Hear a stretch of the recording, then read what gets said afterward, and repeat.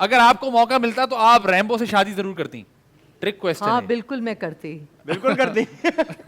ठीक है जी, ये बताइए कि क्या ये सच है कि आप अनकरीब शादी करने वाली हैं? नहीं करने वाली मैं हूँ। मैं कहता हूँ यार रुक जा, मुझे बताएं आपकी शादी का जो एक मौमा है। हाँ ये गेम यही रुक गया। हाँ सब रुक गए हम हाँ, यहाँ अब पे। इस मैं पे- चाहता हूँ इस बारे में हमें बताएं कौन है ये पाकिस्तान में, पूरा प्लीज। पाकिस्तान नहीं चाहता। हम तो चाहते हैं, बल्कि आप हमें बताएं, मेरे पास तो एल्बम भी है लड़कों कोई का। नहीं चाहता। अच्छा वैसे किस तरह का आपको पार्टनर चाहिए? कोई नहीं चाहता। ठीक है। मुझे बताएं, 3 खूबियां बताते चले। जो 3 आप- खूबियां क्या होनी चाहिए आपके पार्टनर में? लाइफ पार्टनर में? 3 क्वालिटीज। हाँ भाई।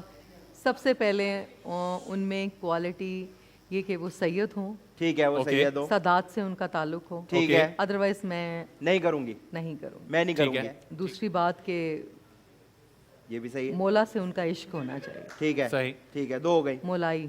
तीसरी बात कि वो गैरतमंद। ठीक है,